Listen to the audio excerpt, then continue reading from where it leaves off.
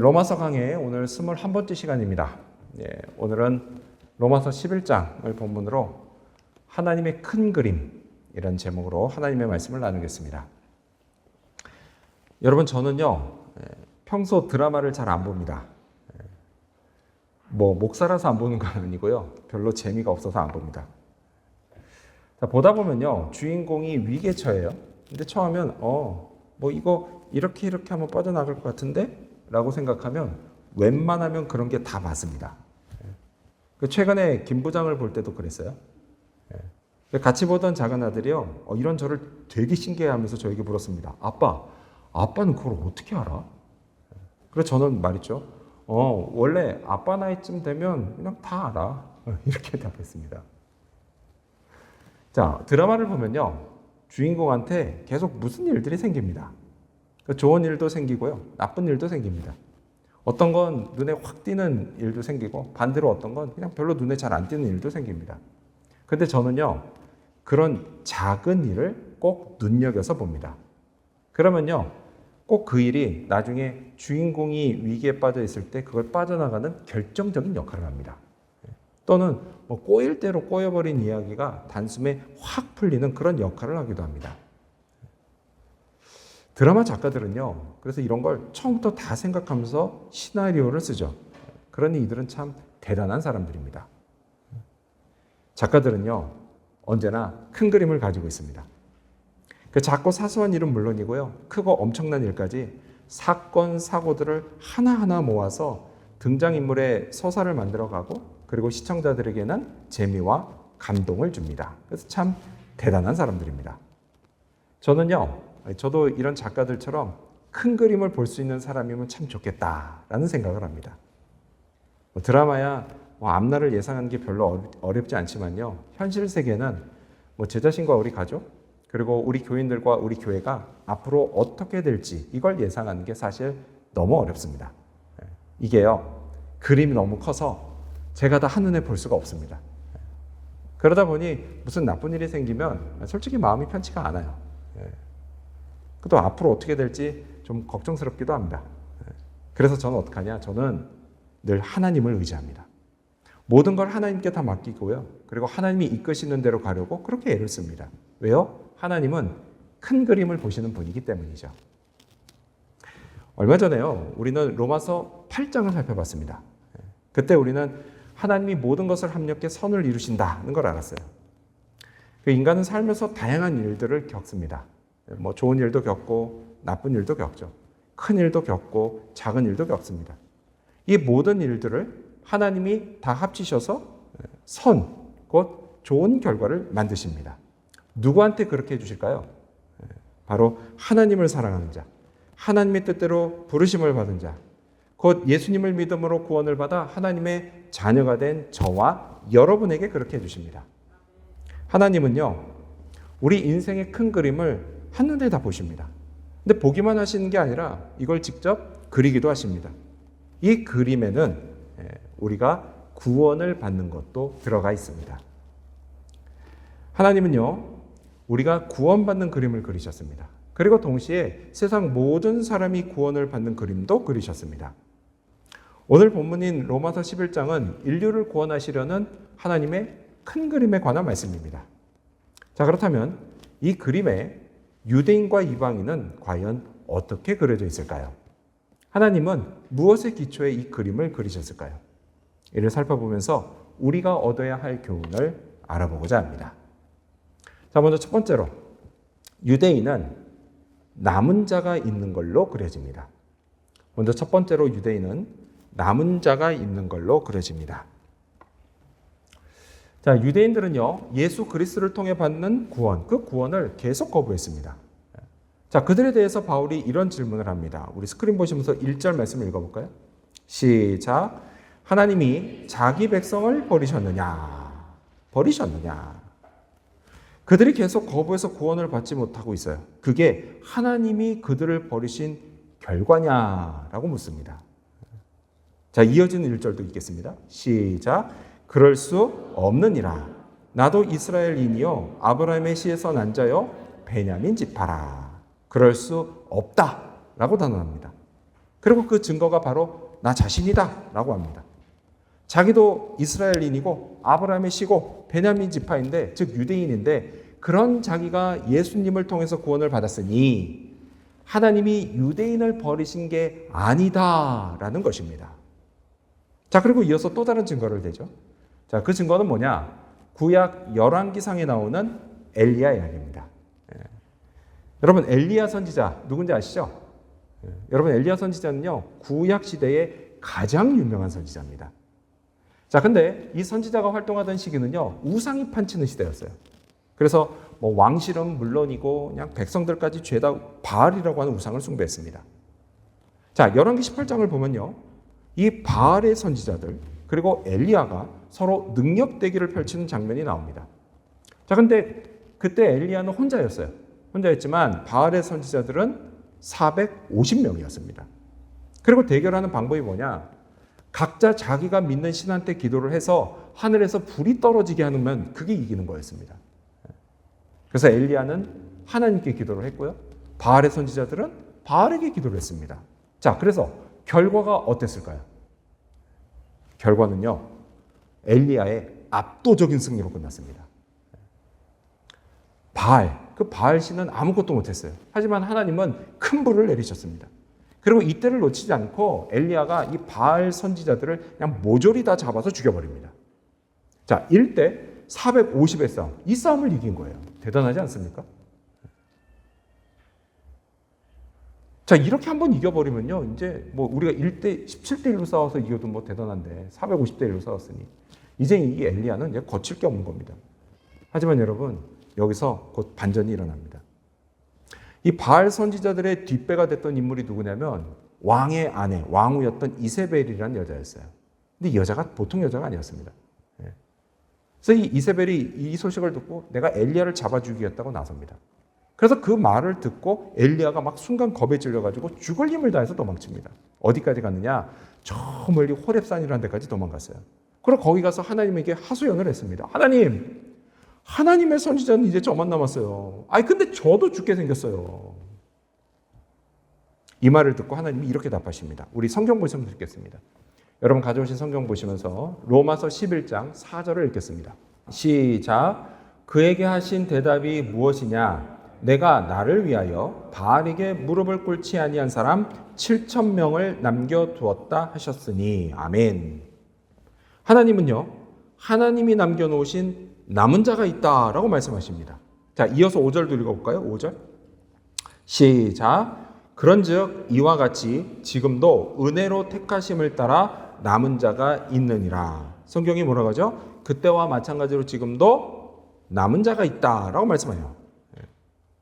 자, 그 남은 자들이 바로 하나님이 유대인을 버리지 않으셨다라는 걸 보여주는 증거라는 겁니다. 자, 그렇다면 여러분, 하나님이 이렇게 누굴 남겨놓으시는 이유가 뭘까요? 남은 자가 존재하는 이유가 뭘까요? 우리가 앞서 읽었던 4절에서 하나님이 뭐라고 하시죠? 나를 위하여 라고 말씀하십니다. 그렇습니다, 여러분. 하나님이요, 하나님을 위해 남겨놓으시는 겁니다. 그래서 그 남은 자들을 통해서 구원의 소식이 전파되게 하십니다. 하나님이 높임을 받으시고 찬양을 받으십니다. 하나님의 나라 공동체를 만들어 가십니다. 이렇게요, 하나님이 누군가를 남기시는 이유는 하나님을 위해, 하나님의 일을 위해서입니다. 그런데 이유가 또 있어요. 자, 그 이유가 좀 어렵습니다. 이해하기가. 자, 한번 잘 들어보세요. 하나님이 누굴 남기시는 또 다른 이유. 자, 하나님이 누굴 남기실 때는요, 딱 한 명만 남기시는 게 아니라 여러 명을 남기기도 하십니다. 그렇죠? 그럴 수 있어요. 자, 이런 경우에는요, 각 사람이 하나님이 그 사람 말고 나머지 다른 사람들을 위해서 그 사람을 남기신 겁니다. 이해가 되세요? 예를 들어 이런 거예요. 자, 지금 우리가 이렇게 같이 모여 있죠? 자, 우리가 같이 모여 있는데 우리가 다 하나님이 남기신 자들이라고 쳐요. 자, 이럴 경우에 저는 하나님이 저 말고 나머지 다른 사람들을 위해서 저를 남기신 겁니다. 이제 좀 이해가 되세요? 그런 거예요. 자, 이게 앞서 말한 엘리야 이야기로 돌아가면 이런 거예요. 하나님이 당시 엘리야를 남겨놓으셨습니다. 그렇죠? 그런데 엘리야는 자기만 남은 줄 알았어요. 그래서 자기만 남았다고 하소연을 했습니다. 그러자 하나님이 아니야. 너 말고도 7천 명이 더 있어. 이렇게 말씀을 하십니다. 자, 그래서 한번 계산을 해볼게요. 이 7천 명에 엘리야 하나를 더하면 모두 몇 명이죠? 맞아요. 7,001명입니다. 7,001명이에요. 네. 자, 이 7,001명은요. 한 사람 한 사람이 서로가 서로를 위해서 남겨진 자들이었다라는 것입니다. 여러분, 당시 엘리야가 싸운 그 바알 선지자들이 몇 명이었죠? 기억나세요? 450명이었어요. 그렇죠? 참 많죠. 450명. 자, 그런데 하나님이 남겨놓으신 자들은 모두 몇 명이라고요? 7,001명이에요. 훨씬 더 많죠? 예, 계산해보니까 무려 15배나 많습니다. 자, 이걸 엘리야가 깨닫고 그가 얼마나 놀랐을까요? 나만 남은 줄 알았는데 15배나 더 많은 사람들이 남아있었네? 자, 그리고 또 얼마나 큰 위로가 되고 힘이 났을까요? 엘리야는요, 더 이상 두렵지 않았을 겁니다. 원래 사람이 그래요. 예. 자기가 혼자라고 생각할 때는요, 그냥 뭐든지 다 두렵습니다. 하지만요, 내게 동역자들이 참 많다는 걸 알면 더 이상 두렵지가 않아요. 여러분, 하나님은요, 내가 미처 깨닫지 못하고 보지 못하는 곳에 나와 함께 힘을 모아서 하나님의 나라를 만들어갈 자들을 남겨놓으십니다. 함께 헌신할 자들을 남겨놓으세요. 따라서 여러분 중에요, 우리 교회가 진정한 예수님의 교회로, 영적 가족 공동체로 작은 하나님의 나라로 만들어가고 싶은데 나만 그런 생각을 하고 있는 것 같아서 혹시 힘드신 분이 있으십니까?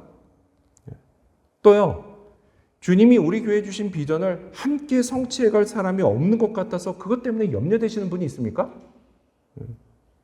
그런 분이 있다면요, 그분은 하나님이 우리 교회에 남겨놓으신 자입니다. 믿으시기 바랍니다. 그리고 또 이것도 믿으십시오. 나 말고도 하나님이 남겨놓으신 자들이 또 있다라는 사실을 말이죠. 이걸 확신하면요, 더 이상 두렵지가 않습니다. 너무 염려되고 걱정되지도 않아요. 우리가 함께 힘을 모아서 우리 교회를 하나님의 나라 공동체로 만들어갈 겁니다. 이 사실을 믿으시기 바랍니다. 자, 다시 본문으로 돌아와서요. 자, 이렇게 하나님이 남겨놓으신 자들이 있긴 하지만, 근데 그들이요, 유대인 전체로 봤을 때는 소수였어요. 적었습니다. 여전히 다수의 사람들이 택하심을 받지 못해서 남겨지지 못했어요. 자, 그런데 그 사람들에게는 특징이 있었습니다. 뭐냐? 로마서 11장 7절을 보면요, 그런 적 어떠하냐? 이스라엘이 구하는 그것을 얻지 못하고 오직 택하심을 입은 자들이 얻었고 그 남은 자들은 우둔하여 졌느니라. 자, 보세요. 근데 여기에 남은 자들이 또 나오죠? 근데 여러분, 이 남은 자들은 우리가 앞서 살펴본 그 남은 자하고 다른 남은 자입니다. 여기 나오는 이 남은 자들은요, 하나님이 우리가 앞서 말한 그 애초에 남겨놓으신 자들 있죠? 그들을 뺀 나머지 사람들을 이야기하는 겁니다. 즉 뭐예요? 택하심을 받지 못해 남겨지지 못한 자들이에요. 근데 성경이 뭐라고 합니까? 이들이 우둔하다라고 말씀을 해요. 이거는요, 영적 분별력이 없다라는 뜻입니다. 그럼 이들이 왜 이렇게 됐을까요? 이유는 다른 게 아니에요. 하나님이 내미시는 손을 거부했기 때문이에요. 이들을 향한 하나님의 뜻과 계획을 믿지 않았기 때문이에요. 복음을 받아들이지 않고 예수님을 믿지 않았기 때문이에요. 그 결과 하나님이 남겨놓으신 자들 외에 남은 자들이 되어버렸습니다. 자, 그렇다면 여러분은 이 둘 중 어디에 속하십니까? 하나님이 남겨놓으신 자입니까? 아니면 그 외에 남은 자입니까? 한쪽은 결국 영광을 보게 될 것입니다. 하지만 다른 한쪽은 여전히 방황하게 될 것입니다. 자, 이 둘 중 무엇을 선택할 건지 그건 하나님이 주시는 기회입니다. 하나님이 기회를 주세요. 선택은 여러분 자신에게 달려 있습니다. 저는요, 여러분 모두가 하나님이 남겨놓으신 자들이 되기를 바랍니다. 택하심에 순종하기를 바랍니다. 함께 영광을 바라보고 축복을 누리기를 바랍니다. 이를 통해서 하나님의 큰 그림에 모두 아름답게 그려지는 저와 여러분이 되시기를 축원합니다. 자, 그렇다면 두 번째로 이방인들은 어떻게 그려졌을까요? 두 번째로 이방인들은 접붙임을 받는 가지로 그려집니다. 두 번째로 이방인들은 접붙임을 받는 가지로 그려집니다. 자, 하나님은 유대인들에게 예수 그리스도를 믿으면 구원을 받게 해주셨습니다. 하지만 유대인들이 순종하지 않았어요. 그래서 어떻게 됐어요? 하나님과 유대인들 사이가 틀어져 버렸습니다. 여기에 반사 이익을 보는 사람들이 있었어요. 우리가 자녀들을 키울 때 그러죠. 혹시 집에 애가 셋이 있으면 첫째고 둘째가 싸워서 사이가 틀어져 버리면 그 반사 이익을 누가 보죠? 셋째가 봅니다. 이런 것처럼 반사 이익을 보는 사람들이 있었어요. 누구냐? 바로 이방인들이었습니다. 그들도요, 이제는 구원의 은혜를 받을 수 있게 됐어요. 자, 성경이 이방인들에게 이렇게 말씀합니다. 30절, 여러분 성경 보시면서 읽겠습니다. 시작. 너희가 전에는 하나님께 순종하지 아니하더니 이스라엘이 순종하지 아니함으로 이제 긍휼을 입었는지라. 아멘. 뭐라고 하죠? 이제 긍휼을 입었다라고 말씀합니다. 자, 여기서 너희가, 이게 이방인들을 가리켜요. 그리고 여기에 우리도 포함이 돼요. 그렇죠? 우리도 이방인이잖아요. 자, 따라서 여러분 우리가 남들이 실패하는 걸 보고 좋아하면 안 되죠. 네, 안 됩니다.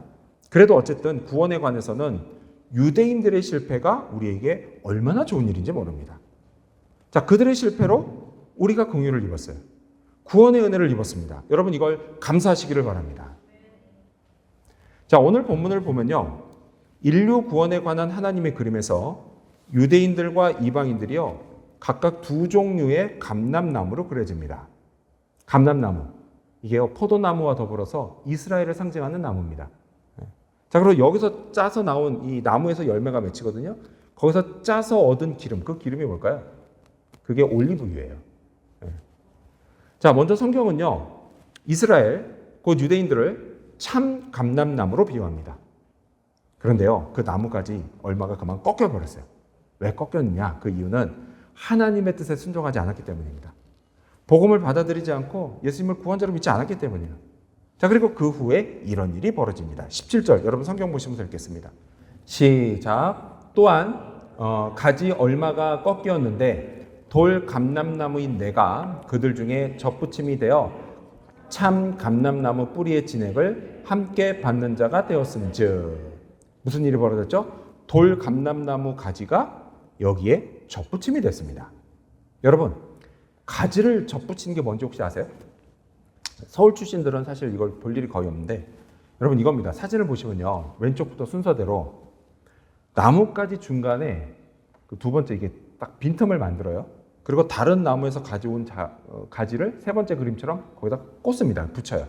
그런 다음에 네 번째 그림을 보면 동여매가지고 딱 고정을 시키거든요. 자, 그러다 보면 결국 어떻게 되느냐? 붙습니다. 이렇게. 그래서 이제 저 가지에서 또 쭉 자라가지고 거기에 열매가 맺히고 막 이렇게 되는 거예요. 접붙임이 그런 겁니다.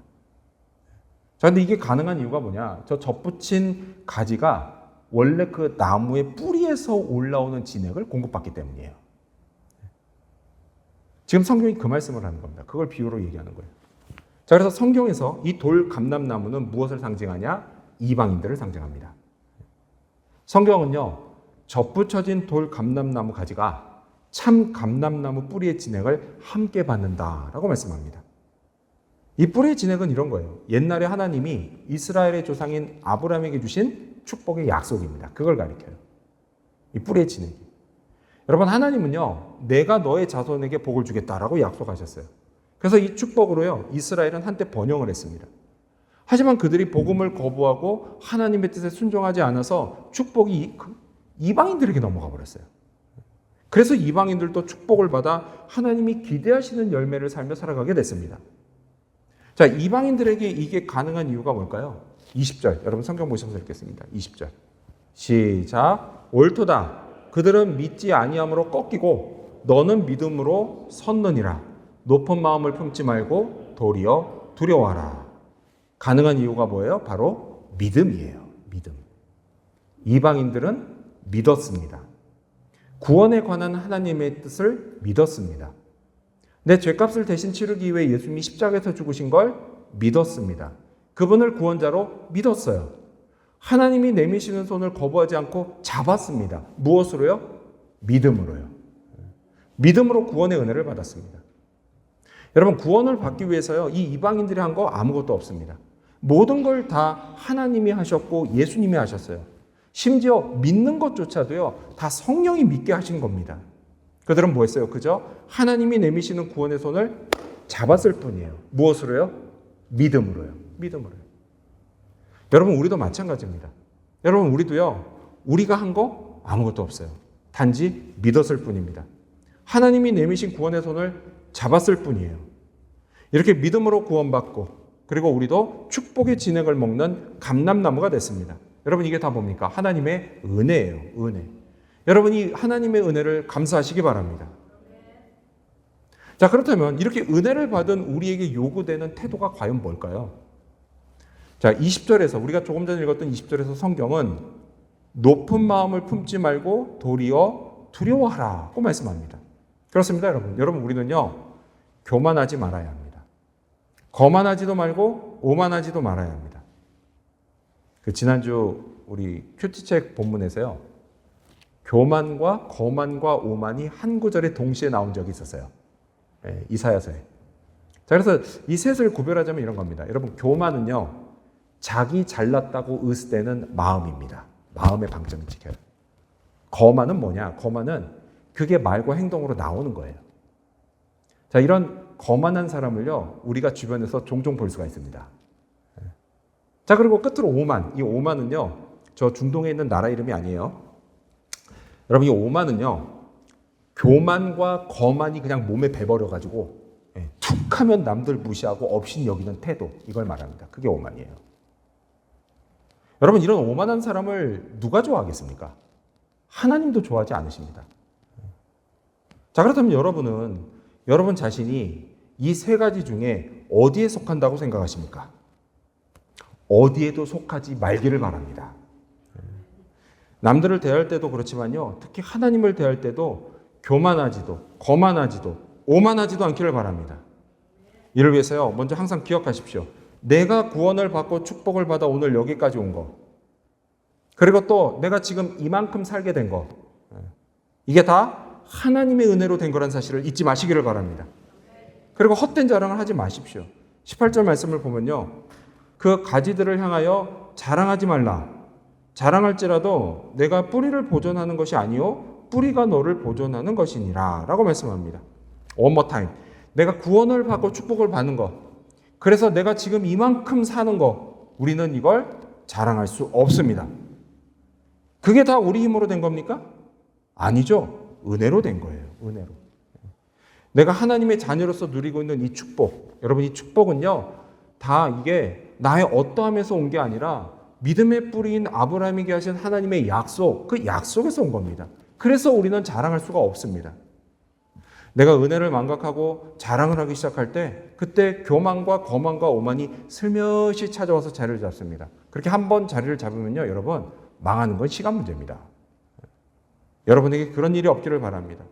여러분, 우리는 은혜를 받은 자들입니다. 은혜 안에 사는 자들입니다. 이걸 잊지 말고 늘 감사하시기 바랍니다. 겸손하시기를 바랍니다. 이런 우리를 하나님이 사용하십니다.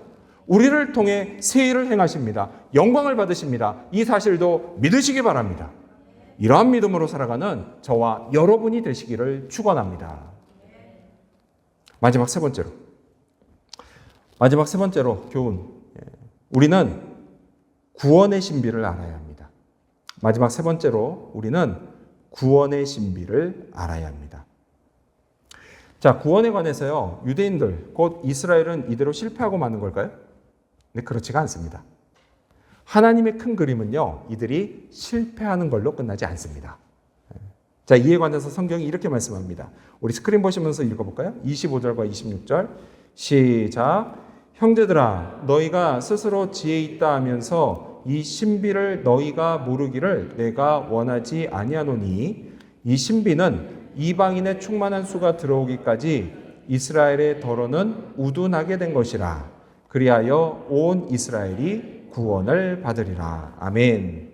자, 성경은요, 온 이스라엘이 구원을 받으리라고 말씀합니다. 자, 그런데 그보다 앞서서 먼저 구원받은 이방인의 수가 다 차야 한다라고 말씀을 해요. 자, 그럼 이 수가 다 차는 사이 그동안 이스라엘에게는 무슨 일이 생길까요? 자, 이거는요, 다시 앞으로 가서 11절에 나옵니다. 우리 스크린 보시면서 같이 읽어볼까요? 11절 시작. 그들이 넘어짐으로 구원이 이방인에게 이르러 이스라엘로 시기나게 함이니라. 자, 이방인이 구원을 받고 축복을 받는 걸 보면서 이스라엘이 시기하게 된다라고 말씀합니다. 시기하게 돼요. 그 기간 동안. 왜 시기해요? 원래 자기들이 누리던 축복이고요. 또 앞으로도 계속 자기들이 누릴 줄 알았던 축복인데 이걸 이방인들이 누리니 보면서 마음이 편할 리가 없죠. 질투하고 시기하는 거 어쩜 당연한 일입니다. 자, 그런데 여러분, 이런 모습이 실은 우리에게도 있지 않나요? 맞아요. 누가 잘 되는 거 보면 괜히 마음이 심란해집니다. 질투가 나고 시기가 나죠. 그래서 그 사람 미워져요. 그 사람이 내게 딱히 뭘 잘못해서 미운 게 아니라 그냥 미우니까 뭘 해도 다 내게 잘못하는 것처럼 보입니다. 근데 여러분, 이게 남 일이 아니에요. 바로 여러분 자신의 일이에요. 얼마든지 내 일이 될 수 있어요. 우리가 성령을 따라 살아야 하는데 그러지 않고 죄성을 따라 살다 보면 누구나 다 이런 잘못을 할 수 있어요. 그래서 내가 잘못하고 있구나. 이거 알면 어떻게 됩니까? 멈춰야죠. 근데 멈추지 않고 계속 그러면 결국 큰일 납니다. 그런데 여러분, 사람이 누굴 시기하고 질투하면 무조건 다 결말이 나쁠까요? 근데 그렇지는 않아요. 그렇지 않습니다. 자기가 어떻게 하느냐 이거에 따라서요, 시기와 질투가 자기에게 좋은 결과를 낳기도 합니다. 내가 좀 부족했구나. 내가 더 열심히 해야 되겠네. 이런 생각을 하면서 열심히 노력하게 만들죠. 더 분발하게 만듭니다. 그래서 결국은 지금보다 더 나은 사람이 돼요. 얼마든지 좋은 결과로 이어질 수 있습니다. 이스라엘이 느끼는 시기와 질투도 마찬가지죠. 얼마든지 좋은 결과로 이어질 수 있습니다. 자, 구원과 축복을 받는 이방인들을 보면서 그들이 하나님을 다시 찾게 될 겁니다. 율법을 고집하는 걸 버리고 복음을 받아들이게 될 거예요. 행위가 아니라 믿음을 택하게 될 겁니다. 십자가 사건을 믿게 되고 예수님을 구원자로 믿게 될 겁니다. 하나님의 계획을 믿고 그 뜻에 순종하게 될 겁니다. 이를 통해서 하나님의 의를 얻고 다시 하나님의 백성 본연의 자리로 돌아오게 될 겁니다. 성경은요, 이 모든 과정이 모든 인간을 구원하시는 하나님의 신비다라고 말씀합니다. 자, 그런데 여러분, 신비는 이것으로 끝이 아니에요. 자, 이렇게 이스라엘이 돌아오면 그때 신비한 일이 또 벌어집니다. 뭘까요? 15절. 여러분 성경 보시면 드리겠습니다. 시작. 그들을 버리는 것이 세상의 화목이 되거든 그 받아들이는 것이 죽은 자 가운데서 살아나는 것이 아니면 무엇이리요?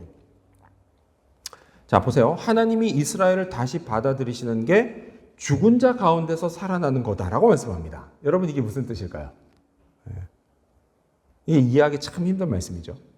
그래서 어떤 성경학자들은요, 이게 예수님의 재림을 뜻한다고 주장을 합니다. 왜죠? 성경을 보니까 죽은 성도들이 예수님이 재림하실 때 다시 다 살아나기 때문이라는 거예요. 듣고 보면 참 일리 있는 주장입니다. 자, 그리고 또 어떤 성경학자들은요, 여러분 혹시 기억나세요? 골짜기의 마른 뼈들이 다시 살아나는 에스겔의 환상. 그런 환상이 있어요, 구약에. 그것처럼 지금 이 말씀이 영적인 부흥을 뜻한다라고 주장을 합니다. 이것도 참 일리 있는 주장이에요. 자, 그럼 이 둘 중에 어떤 게 맞을까요? 사실 정확히는 모릅니다. 지금 딱 표정을 보니까 목사님이 어떻게 그걸 몰라요? 저만 모르는 게 아니라요, 아무도 모릅니다. 그래서 제가 나중에 천국에 가면 하나님께 물어보려고요. 그럼 그땐 정확히 알게 되겠죠? 근데 그 전까지는 몰라요. 모릅니다. 그냥 모르는 건 모른다고 하는 게 제일 안전해요. 근데 여러분, 그래도요, 분명히 알 수 있는 게 있긴 있어요. 뭐냐? 그건 이 신비가 엄청나게 좋은 일이다라는 겁니다. 생각해 보세요. 그들을 버리는 게 세상의 화목이 된다고 말씀하죠? 버리는 게 좋은 일이랍니다. 하물며 그렇게 버린 그들을 다시 받아들인다? 그럼 훨씬 더 좋은 일 아니겠습니까? 맞아요. 훨씬 더 좋은 일이에요. 어느 정도로 좋은 일이냐? 죽은 자 가운데서 살아나는 것, 곧 부활만큼 좋다는 거예요. 여러분, 부활은요, 인간의 상식과 상상을 뛰어넘는 일입니다. 즉 뭐냐? 우리의 상식과 상상을 초월할 만큼 좋다. 이런 뜻이에요. 그렇습니다, 여러분. 이런 엄청난 축복이 우리에게 예비되어 있습니다. 이 사실을 믿으시기 바랍니다. 정말 그날이 올까요? 예, 옵니다. 확실히 와요. 그 이유는 이 구원의 신비를 하나님이 그리셨기 때문입니다. 그리고 지금도 그리시면서 완성해 가고 계시기 때문입니다. 이 사실도 믿으시기 바랍니다. 끝으로 이방인들은요, 원래 하나님께 순종하지 않던 자들이었어요. 그렇잖아요. 따라서 여러분, 순종하지 않는 걸로 치면 이방인들이나 이스라엘이나 다 똑같습니다. 그런데 하나님이요, 이렇게 둘 다 순종하지 않은 것까지 다 사용하셔서 구원의 큰 그림을 그리십니다. 둘 다 구원하시고 세상이 엄청난 축복을 받는 큰 은혜를 베푸십니다. 성경이 이렇게 말씀합니다. 로마서 11장 32절과 33절을 보면요, 하나님이 모든 사람을 순종하지 아니하는 가운데 가둬두심은 모든 사람에게 긍휼을 베풀려 하심이로다. 깊도다. 하나님의 지혜와 지식의 풍성하며 그의 판단은 헤아리지 못할 것이며 그의 길은 찾지 못할 것이로다. 그렇습니다, 여러분. 이 말씀처럼 하나님의 구원의 섭리는 인간이 다 이해할 수 없습니다. 다 판단할 수도 없고 다 헤아릴 수도 없고 완벽히 예상할 수도 없습니다. 너무 신비하기만 합니다. 근데 이 신비를요, 오늘 우리가 경험할 수 있습니다. 우리 주변에요, 여전히 구원받지 못한 사람들이 있어요. 그게 내 가족일 수도 있고요, 친구일 수도 있고요, 애인일 수도 있습니다. 또는 같이 공부하거나 일하는 사람일 수도 있어요. 그들도요, 우리처럼 예수님 믿고 구원을 받으면 참 좋겠는데 그러지를 않아서 우리 마음이 참 무겁습니다. 속상하기도 해요. 그래도 여러분, 우리가 포기하지 말아야 합니다. 하나님도 포기하지 않으세요. 그들을 향한 구원의 손을 여전히 내밀고 계십니다. 거두지 않고 계십니다. 여러분, 하나님은요, 저와 여러분을 사용하려고 하십니다. 우리를 통해서 예수님이 알려지게 하려고 하십니다. 복음이 전해지게 하시고 구원의 역사가 일어나게 하려고 하십니다. 이 큰 그림에 하나님이 저와 여러분을 그려 넣으셨습니다. 이를 믿으시기 바랍니다. 우리가 그래서 여기에 믿음으로 순종할 때 언제 어디서 누가 구원을 받게 될지 아무도 모릅니다. 그래서 이게 하나님의 신비라는 거예요. 신비. 그래서 이 신비를 체험하라고 하나님이 우리를 부르십니다. 나는 아닐 거야. 단정하지 마십시오. 청소년이든 청년이든 장년이든 여러분, 하나님은요, 누구든지 체험할 수 있게 해주십니다. 나를 통해서 누군가 구원을 받는 놀라운 일, 그 일을 체험하게 해주세요. 그리고 나도 참된 제자가 돼서 세상에 예수님을 전하는 놀라운 일을 체험하게 하십니다. 여러분, 우리가요, 다 할 수 있습니다. 그러니 나도 하고 싶다, 이런 소망을 늘 품으시기 바랍니다. 그래서 성령이 이끄실 때 순종하며 따르시기를 바랍니다. 이런 우리를 주님이 기뻐하십니다. 이런 우리를 통해 영광을 받으십니다. 이 사실도 믿으시기 바랍니다. 이러한 믿음으로 하나님의 큰 그림을 함께 완성해가는 저와 여러분, 그리고 우리 이음지구촌교회 모든 성도님들이 되시기를 주님의 이름으로 축원합니다. 기도하겠습니다.